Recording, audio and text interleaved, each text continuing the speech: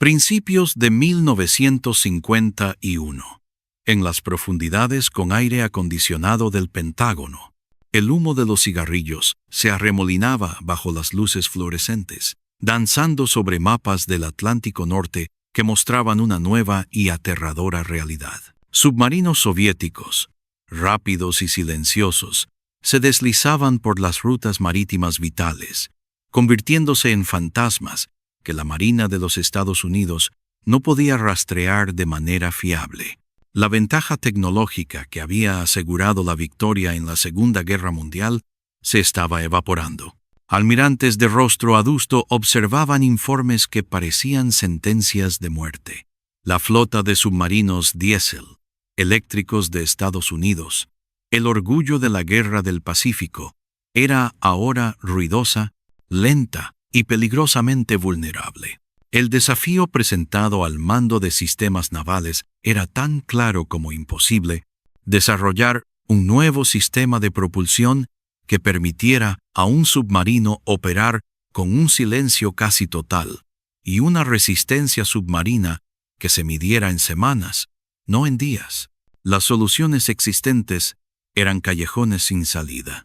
Los motores diésel requerían salir a la superficie, exponiendo al submarino al radar y a los aviones enemigos. Las baterías ofrecían un silencio temporal, pero su capacidad era patéticamente limitada, dejando a las tripulaciones con una ansiedad constante por su próxima y ruidosa recarga.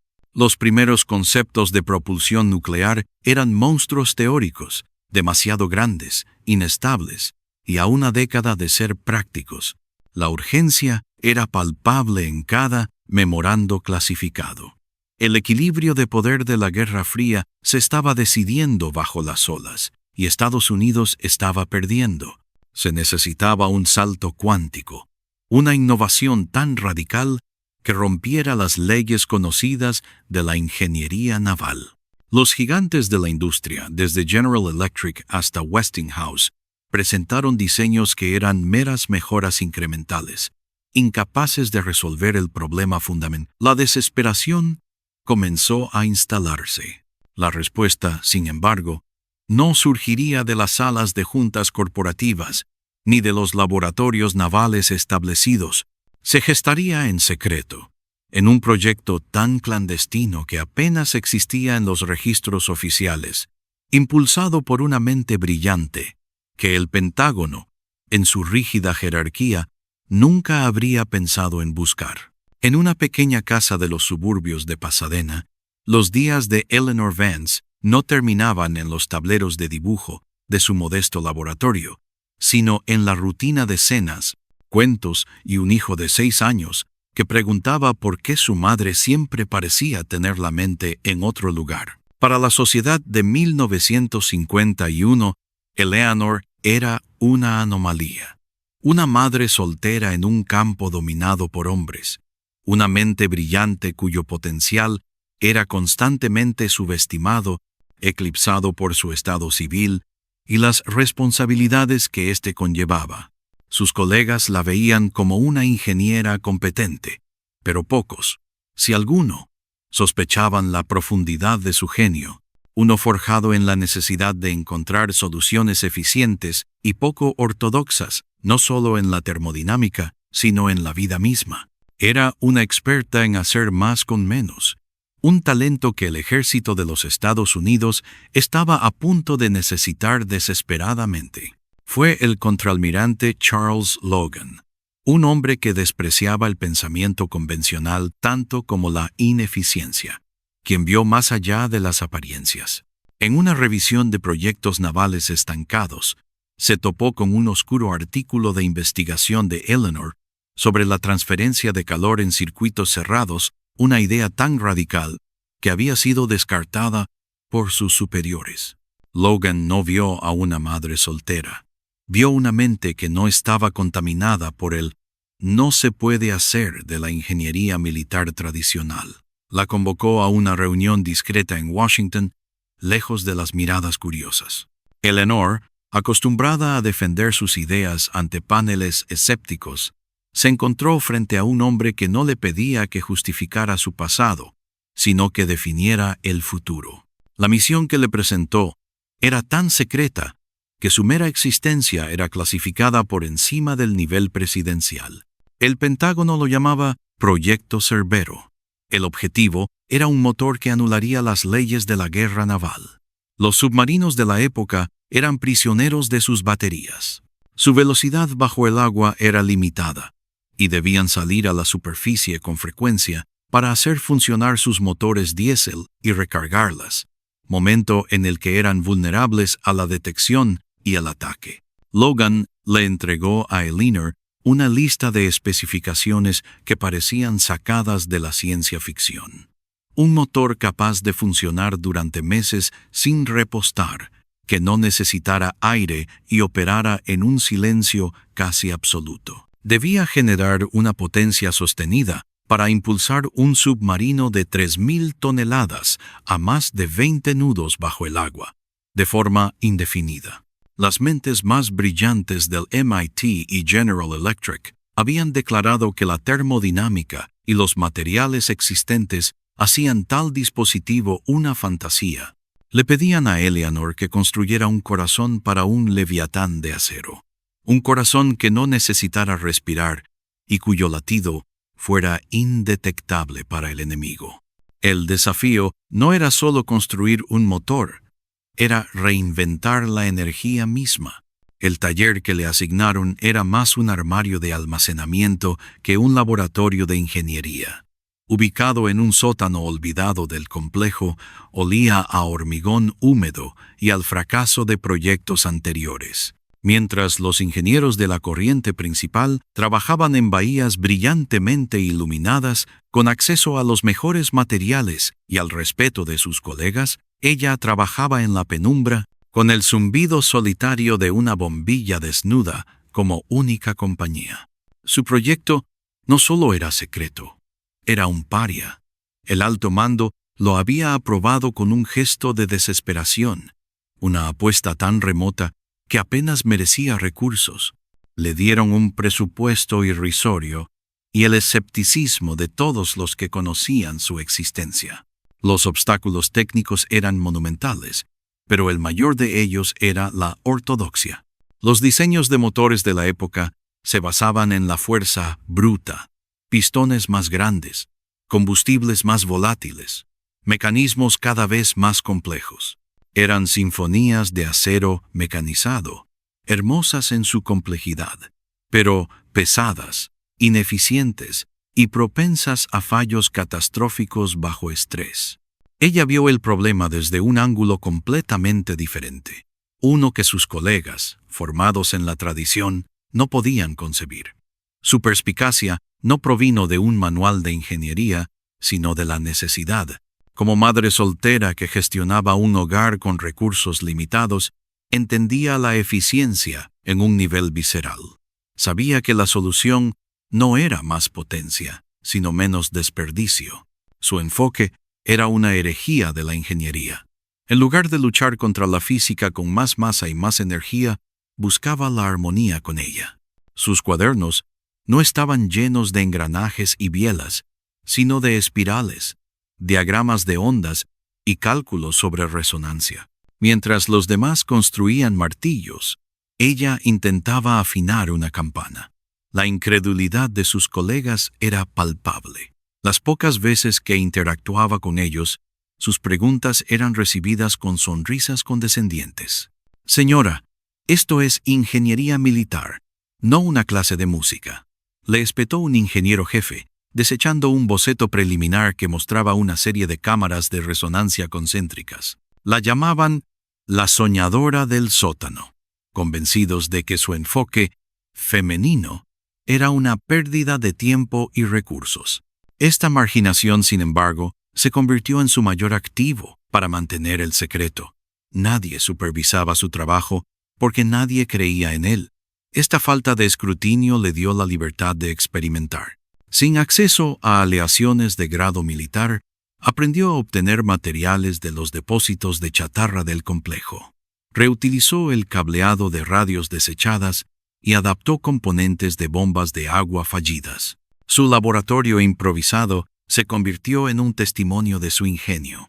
Construyó su prototipo no como un producto de línea de montaje, sino como una artesana que da forma a una obra maestra con lo que tiene a mano. El sacrificio personal era su sombra constante. Las noches se fundían con las madrugadas. Vivía a base de café y una determinación férrea, impulsada por la convicción de que estaba al borde de algo revolucionario. El rostro de su hijo, dormido en su cama cuando ella salía antes del amanecer, y ya dormido cuando regresaba mucho después del anochecer, era un recordatorio doloroso de lo que estaba arriesgando. Cada cálculo que realizaba, cada pieza que soldaba, estaba impregnado de la esperanza de que este sacrificio construiría un futuro mejor y más seguro para él. Su lucha no era solo contra las limitaciones técnicas, sino contra el reloj, contra el agotamiento y contra la culpa silenciosa que la corroía. La arquitectura de su creación era radicalmente simple. Donde un motor convencional tenía cientos de piezas móviles, el suyo tenía menos de 20. El núcleo no era una explosión contenida, sino una cascada de vibraciones controladas. Usaba un principio de amplificación armónica para generar empuje, un concepto que parecía más cercano a la ciencia ficción que a la ingeniería de guerra. El diseño era elegante en su minimalismo, una antítesis directa de las monstruosidades mecánicas que se construían en los pisos superiores. Era más pequeño, más ligero y teóricamente, exponencialmente más potente por unidad de peso. Una noche, rodeada por el silencio del complejo dormido, conectó la batería final. No hubo una explosión rugiente, sino un zumbido bajo y penetrante que creció hasta convertirse en un tono puro y estable. Una pequeña aguja en un medidor recuperado se movió, tembló y luego se disparó hasta el final de la escala, mucho más allá de cualquier límite teórico. En la penumbra de su taller olvidado, una imposibilidad funcional había cobrado vida. El secreto ya no era solo una teoría en un cuaderno, era una fuerza silenciosa y pulsante, esperando su momento para cambiar el mundo. El escenario de pruebas no era un laboratorio pulcro, sino un rincón olvidado del desierto de Nevada, un lugar donde los secretos podían morir bajo un sol implacable. La tensión en el búnker de observación era tan densa como el calor del exterior. Un grupo de oficiales de alto rango y ingenieros del Pentágono, hombres acostumbrados a la precisión del acero y la previsibilidad de la termodinámica convencional, observaban con escepticismo apenas disimulado. Sus propias creaciones, motores masivos y complejos que representaban la cúspide de la ingeniería de la época, ya habían fracasado estrepitosamente en las pruebas preliminares. Se sobrecalentaban tras apenas una hora a máxima potencia, consumían combustible a un ritmo insostenible y requerían equipos de mantenimiento que duplicaban su propio peso. El motor de ella, sin embargo, parecía una afrenta a la lógica. Era compacto, extrañamente silencioso, y su arquitectura interna desafiaba todos los manuales de ingeniería existentes. El coronel Hastings, un veterano ingeniero que había supervisado el desarrollo de motores para bombarderos, murmuró a su ayudante: «Parece algo que un fontanero ensamblaría en su garaje. Prepárense para una bonita explosión».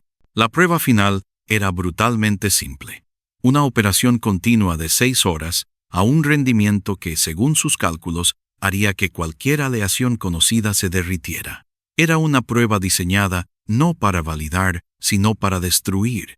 Cuando activaron su motor, el único sonido fue un zumbido bajo y constante, una nota pura que contrastaba con el rugido ensordecedor de los motores convencionales. Pasó la primera hora, luego la segunda. Los indicadores de temperatura, que en los modelos anteriores habían escalado peligrosamente hacia la zona roja, se mantenían firmes y estables en un rango óptimo. Los medidores de consumo de combustible mostraban cifras tan bajas que un joven ingeniero, convencido de un fallo en los sensores, Salió corriendo para verificar manualmente los tanques. Regresó pálido, sin aliento.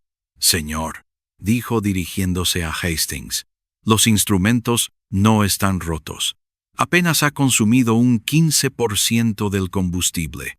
Al llegar a la cuarta hora, el silencio en el búnker ya no era de escepticismo, sino de incredulidad. Hastings, que no había apartado la vista de los monitores, se quitó las gafas y las limpió, como si la realidad que presenciaba fuera un defecto de sus lentes.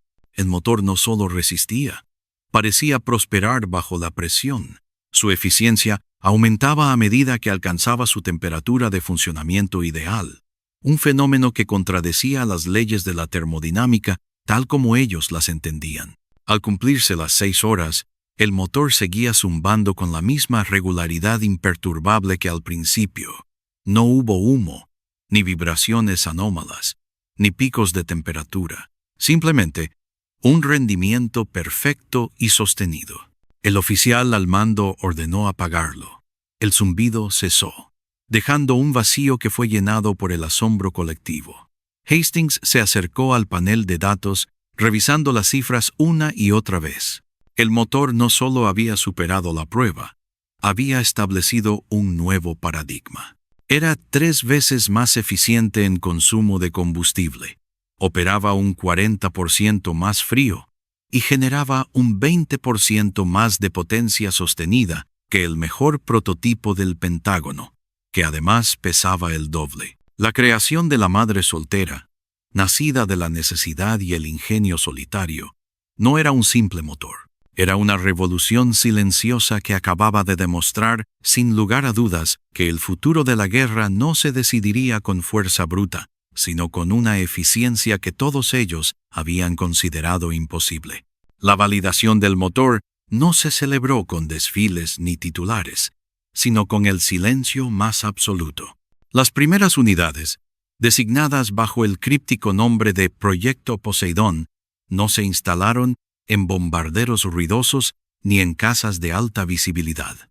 En su lugar, fueron integradas en el corazón de una nueva clase de submarinos de ataque, naves diseñadas no para el combate directo, sino para la guerra invisible del espionaje. A mediados de la década de 1950, estos submarinos fantasma comenzaron a deslizarse fuera de puertos secretos, desapareciendo de los radares y sonares aliados y enemigos por períodos que la física naval consideraba imposibles. Las primeras misiones de la Operación Vigilia Silenciosa arrojaron resultados que hicieron que los analistas de inteligencia en el Pentágono cuestionaran sus propios informes.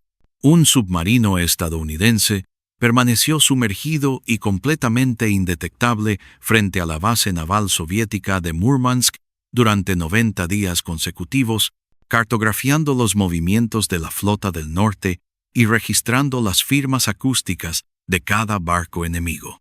Otro logró seguir a un submarino de misiles soviético a través del Ártico, bajo el hielo, una hazaña que antes se consideraba suicida. El motor de ella no solo era eficiente, era espectralmente silencioso, y su resistencia era legendaria, permitiendo a Estados Unidos operar en el patio trasero del enemigo con una impunidad escalofriante. La existencia del motor se convirtió en uno de los secretos mejor guardados de la Guerra Fría, clasificado a un nivel superior a la información sobre armas nucleares. La razón era simple y brutalmente pragmática. El conocimiento del motor era en sí mismo un arma. Si los soviéticos descubrían su existencia, comenzarían una carrera desesperada para replicarlo, o peor aún, para desarrollar contramedidas como nuevas formas de sonar de baja frecuencia que anularían la ventaja estratégica de Estados Unidos. Cada misión exitosa, cada pieza de inteligencia vital obtenida, reforzaba la necesidad de un secretismo total. El programa fue compartimentado hasta el extremo.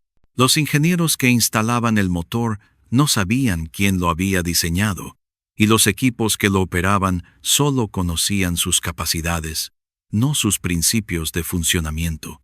El nombre de su creadora fue sistemáticamente purgado de todos los archivos no clasificados, sus planos originales, guardados en bóvedas subterráneas, y sus contribuciones atribuidas a un equipo de desarrollo anónimo del Departamento de Defensa.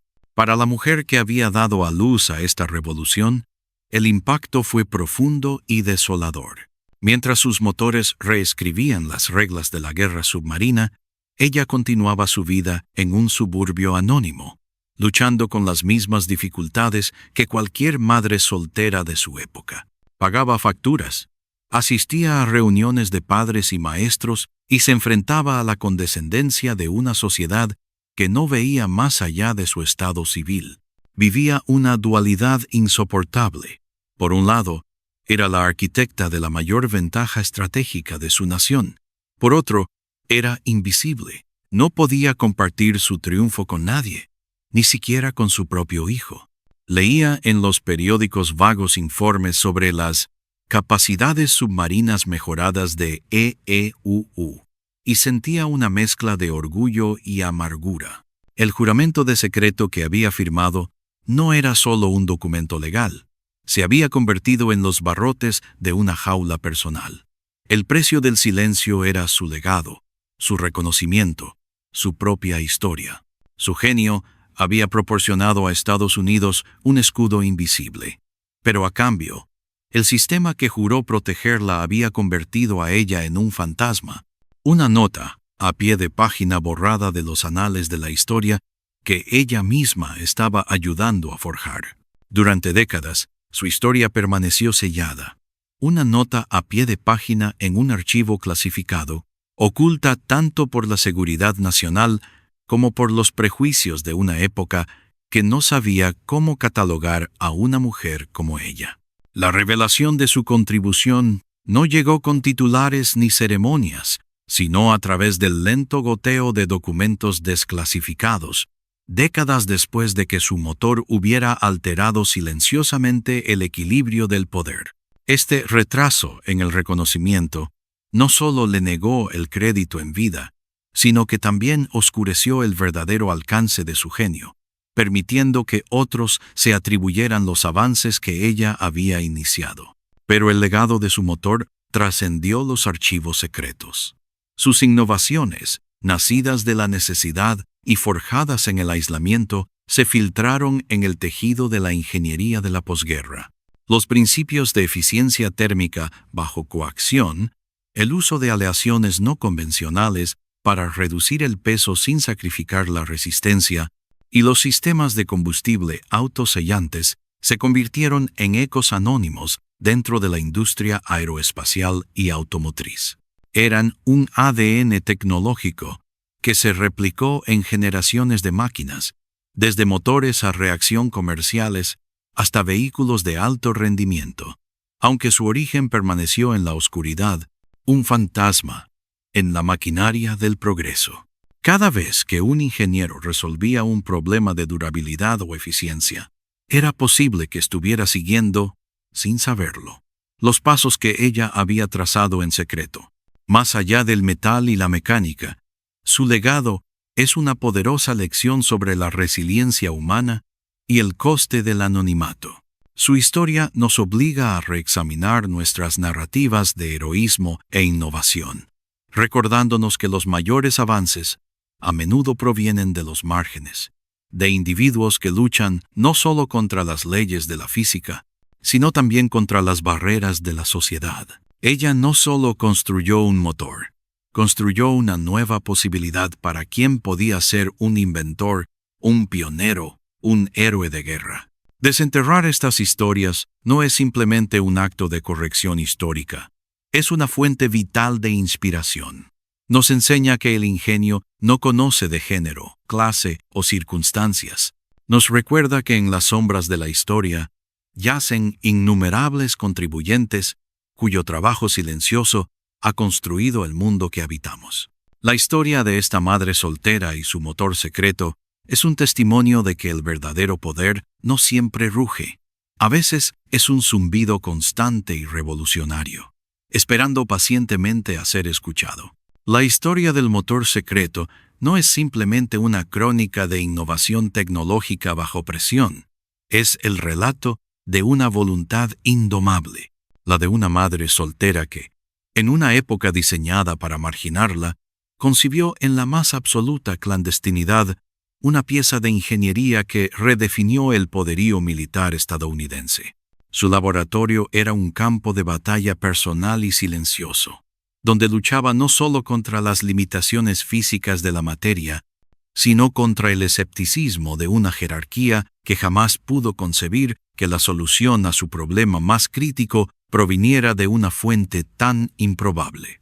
Su motor fue mucho más que una máquina. Fue el corazón sigiloso de operaciones que nunca aparecieron en los titulares, la ventaja invisible en conflictos decisivos, el factor que inclinó la balanza cuando las vidas de miles pendían de un hilo. Cada cálculo que hizo, cada prototipo que falló y cada obstáculo que superó, lo hizo bajo el inmenso peso de una doble vida, la de una madre criando a su familia y la de una arquitecta de la victoria secreta. Su logro monumental no se mide en caballos de fuerza, sino en el curso alterado de la historia, en las batallas ganadas gracias a un ingenio que permaneció anónimo por decreto. Su legado, finalmente desenterrado, nos obliga a preguntarnos cuántas otras historias como la suya permanecen ocultas. Demuestra de forma contundente que el ingenio no entiende de género, clase social o expectativas impuestas.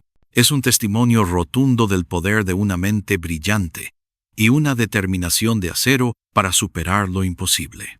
La mujer que construyó el motor secreto no solo cambió la guerra, nos enseñó que los verdaderos gigantes de la historia a menudo son aquellos que nunca buscaron un pedestal, contentos con el profundo conocimiento de que su trabajo, en silencio, había cambiado el mundo para siempre. Su historia es un llamado a buscar y honrar a los arquitectos anónimos de nuestro presente.